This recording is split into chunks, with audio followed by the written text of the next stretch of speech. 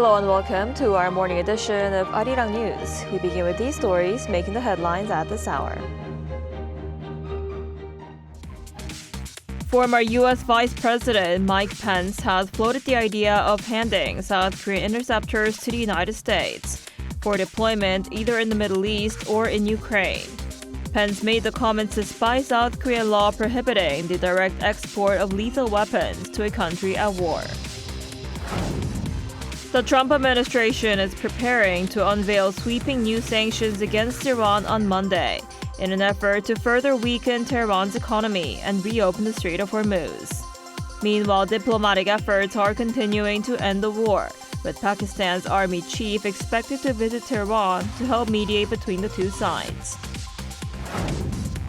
South Korean badminton star Ahn Se-young reclaimed the World Championship crown after 3 years, beating Japan's Akane Yamaguchi 2-0 in the women's singles final at this year's BWF World Championships. We begin this morning with former U.S. Vice President Mike Pence saying South Korea could help defend Ukraine's skies, not by sending its interceptors to Kyiv, but by handing them to Washington. Pence made the suggestion from Kyiv this weekend, at a time when Seoul is already fielding questions about North Korea's deepening role on the other side of that war. Our Kim Do-yeon starts us off. As Russia steps up missile strikes on Ukrainian cities ahead of the winter, and with Washington's own Patriot missile stockpile stretched thin after the war with Iran, former U.S. Vice President Mike Pence says South Korea could help. Not directly, but through the U.S. In an interview with CNN on Sunday Ukraine time, Pence pointed to this week's back and forth between President Trump and Seoul. He said it could be a chance for President Lee Jae-myung to step forward and make South Korea's interceptors, which he called highly sophisticated, available to the U.S. for deployment in the Middle East, in Ukraine, or with European allies. Under South Korean law, though, weapons classified as lethal can't be exported directly to a country at war. The back and forth that Pence mentioned likely refers to Trump's claim on social media that he asked President Lee to join U.S. efforts to pressure Iran over its nuclear program, and that Lee's answer was no thanks. South Korea's defense minister disputed that account, calling it inconsistent with the facts.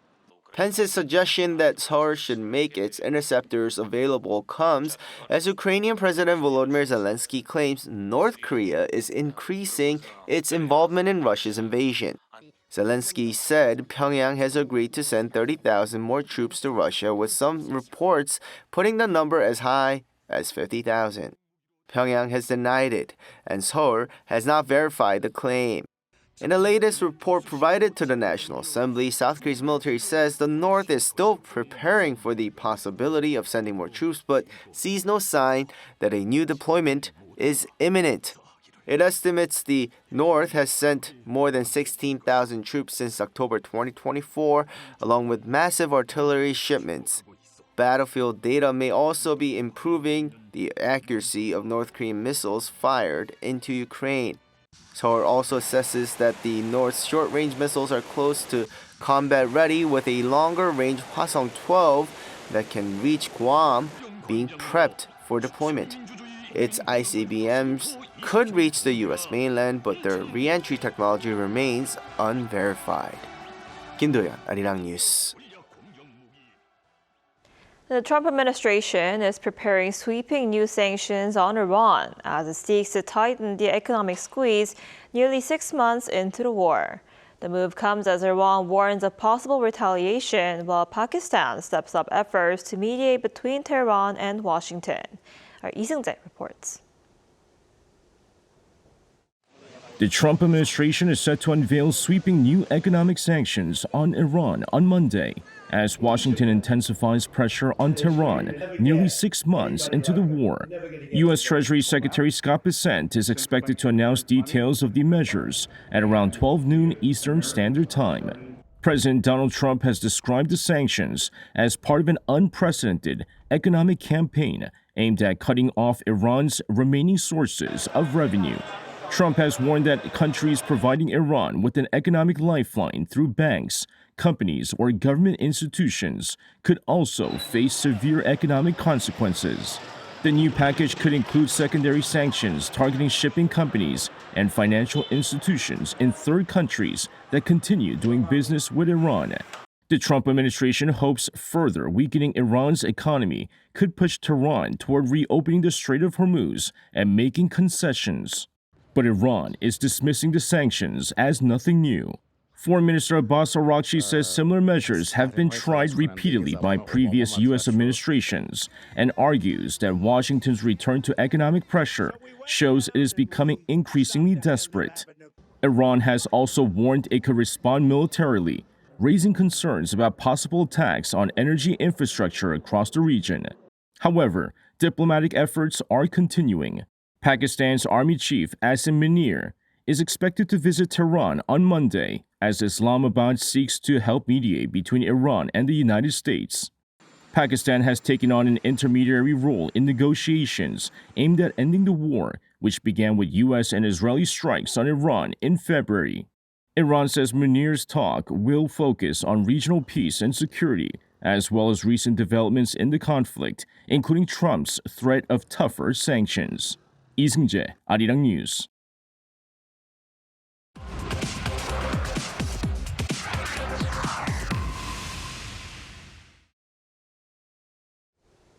With no end to the war in Iran in sight, U.S. President Donald Trump is now looking to revive diplomacy with another complicated adversary, North Korean leader Kim Jong-un. For more on this, we're joined today by Professor Kim Dong-soo, professor at the Division of International and Area Studies at Pugyang National University. Professor Kim, thanks for coming on today. Yeah, good morning. So some analysts say the Trump administration could move away from its policy of complete, verifiable, and irreversible denuclearization of North Korea. So could Trump's recent moves to scale back joint drill signal a shift in U.S. policy? Yeah, I think Trump's decision to scale back U.S.-South Korea joint military exercise could signal a more flexible approach toward North Korea, but it does not yet mean that Washington has formally abandoned denuclearization. The move resembles Trump's first-term diplomacy when he treated military exercise as a bargaining tool to encourage negotiation with Kim Jong-un. Given North Korea's greatly expanded nuclear and missile capabilities and its closer relationship with Russia, Trump may judge that insisting on complete denuclearization before meaningful negotiation is no longer realistic. Instead, Washington could pursue interim measures such as freezing nuclear productions and testing, limiting long-range missiles or other arms control arrangements. Right, and Trump is reportedly pushing for a meeting in November when he plans to visit China for the APEC summit. What conditions do you think might North Korea be seeking before agreeing to talks? North Korea would likely demand meaningful U.S. Concessions before agreeing to a Trump-Kim Jong-un meeting.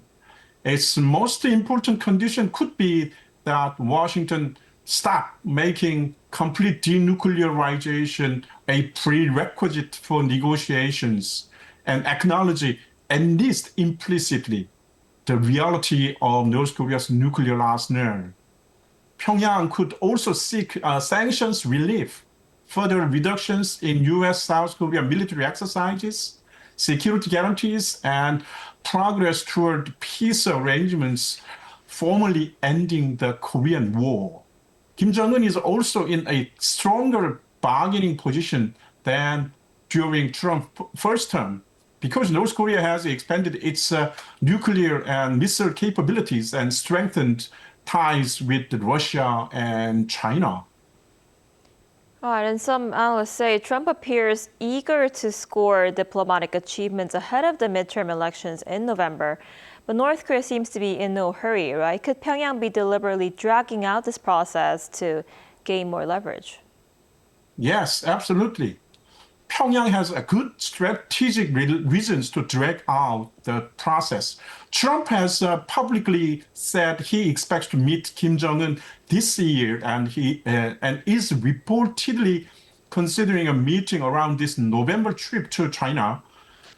North Korea, however, is under much less pressure to negotiate than it was in 2018. Its nuclear arsenal has expanded substantially, while closer relations with Russia and improved ties with China have reduced the economic and diplomatic isolations that previously gave Washington greater leverage. So Pyongyang does not feel compelled to respond quickly to Trump overtures. Waiting could actually increase Kim Jong-un's bargaining power. If Trump wants a diplomatic achievement around the midterm election period, Pyongyang can exploit that urgency by raising the price for a summit, potentially seeking further reductions in military exercises, sanctions, relief, or most importantly, implicit U.S. acceptance of North Korea as a nuclear armed state. So in essence, Trump currently has an incentive to accelerate diplomacy, while Kim Jong-un has an incentive to make him wait. All right, and one North Korean leader's sister, Kim Yo-jong, is saying that while the relationship between Trump and her brother Kim Jong-un was great, Washington is still conducting military drills with Seoul and threatening Pyongyang's national security. So does this suggest that North Korea sees its personal relationship with Trump as separate from its broader relationship with the United States? Yes, I agree. Kim Yo-jong's wording strongly suggests that Pyongyang distinguishes Trump's personal relationship with Kim Jong-un from North Korea's assessment of the United States as a state and security threat. She described the personal relationship as still excellent, while simultaneously arguing that reducing the size and duration of U.S. ROK exercise does not change their fundamentally hostile character. Her relatively measured language also suggests that Pyongyang does not want to close the door on Trump personally, even while rejecting the idea that the personal rapport alone can transform bilateral relations. I see. I guess we'll have to wait and see. All right, Professor Kim, thank you so much for coming on today. We appreciate it. Thank you very much.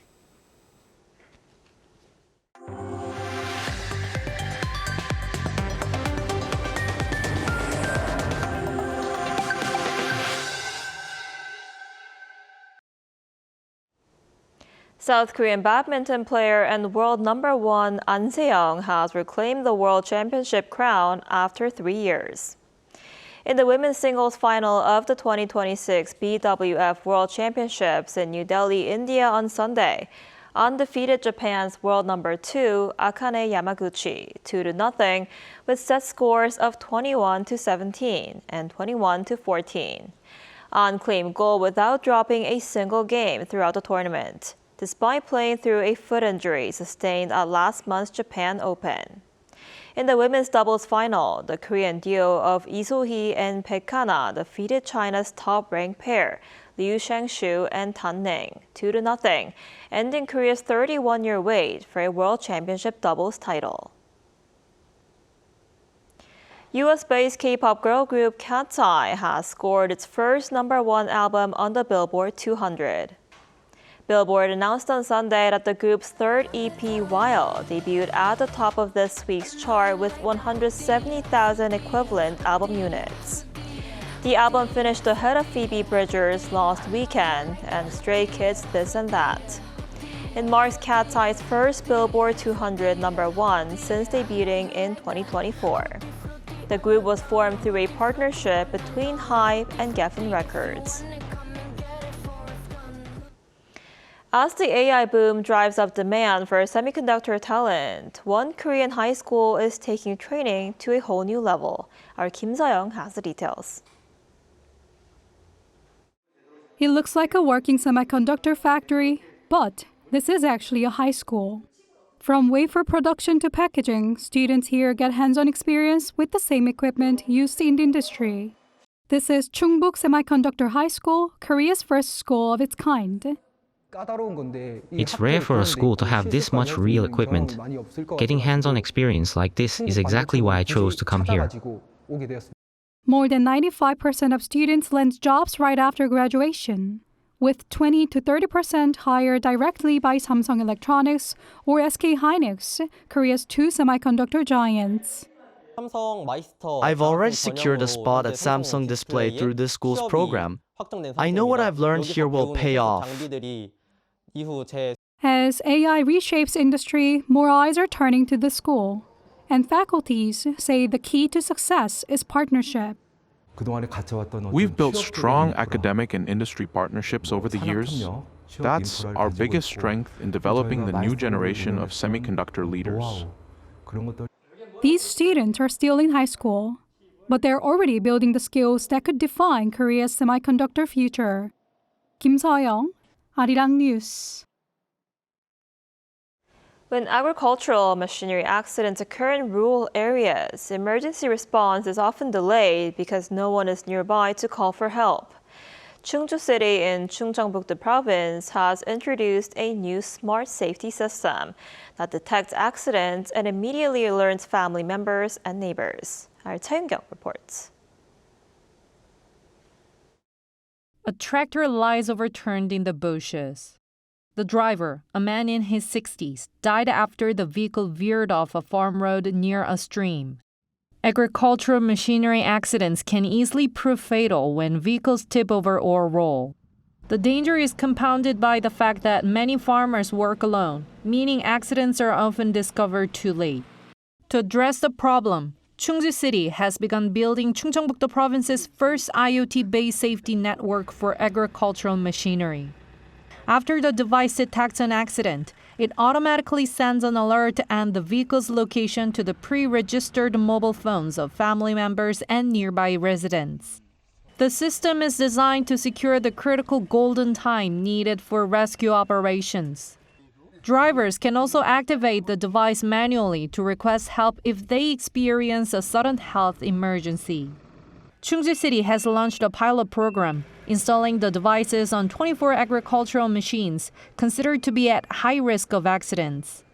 To enable an even faster emergency response, the city is also developing a system that will alert emergency services.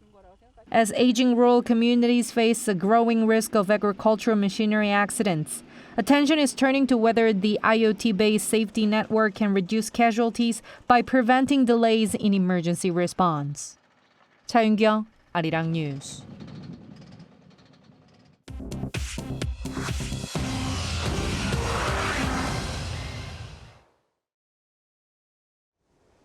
Good morning. I'm Chu Ji-hyun, and this is The World Now. In Guinea, a mountain of waste has collapsed onto homes in the capital, killing at least 30 people. The landslide hit the Katseye commune in Conakry at around 2 a.m. on Sunday after heavy overnight rain. The waste buried tents and shacks built beside the waste site. The government said on Sunday that 30 people had been killed and 22 others were hurt. One woman told reporters that all 5 of her children had died. Just days before the disaster, the government had said it was closing the landfill because it was unsafe. Canada is hitting back at U.S. tariffs. Prime Minister Mark Carney said on Saturday that Canada will match new tariffs, quote, dollar for dollar. U.S. President Donald Trump recently ordered 50% tariffs on Canadian goods, covering about $20 billion in exports. Canada will reply on September 8th with tariffs on U.S. steel, dairy, appliances, and electronics. Mark Carney said last-minute U.S. demands were, quote, uneconomic, unfair, and derailed 3 days of talks. The U.S. trade representative called the breakdown a missed opportunity and said no new talks are planned. In Japan, a magnitude 5.9 earthquake shook Ibaraki Prefecture and the wider Tokyo area early on Sunday. No deaths were reported, but at least 22 people were hurt across 4 prefectures. Officials said there was no danger of a tsunami. Train services were disrupted with delays in Tokyo and neighboring areas. Prime Minister Sanae Takaichi said on Sunday that people should stay alert for aftershocks of a similar size. Later on Sunday, a magnitude 6.0 earthquake struck off the northern prefecture of Hokkaido. In China, a humanoid robot ran 100 meters in 9.39 seconds at the World Humanoid Robot Games in Beijing on Saturday. That is faster than Usain Bolt's world record of 9.58 seconds. The second-placed robot also beat Bolt's records, then collapsed and was carried off on a stretcher. More than 2,000 robots from 666 teams are competing at the game this week through Wednesday.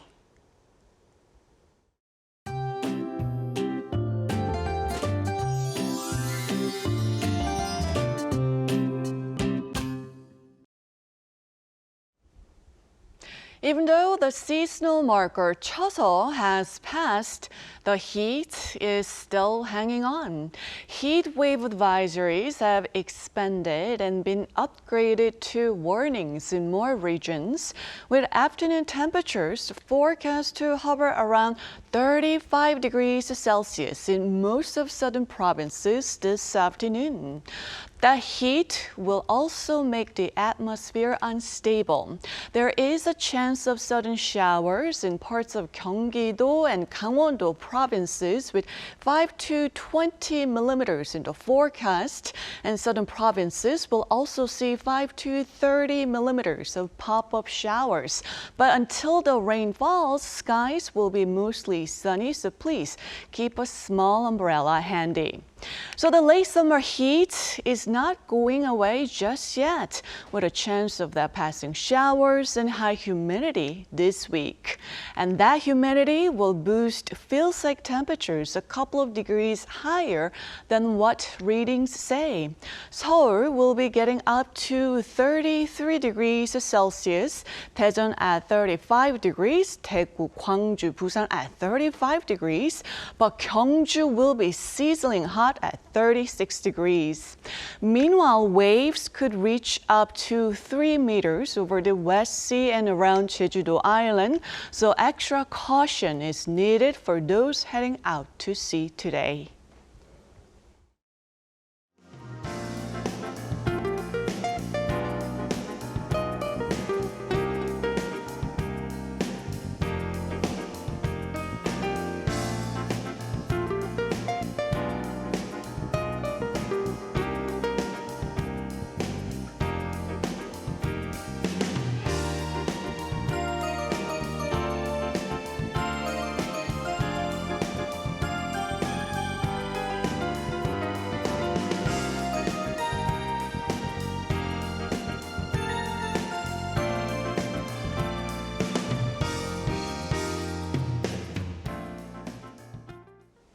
That's all we have for this morning. Arirang News will be back at noon Korea time. Thanks for watching.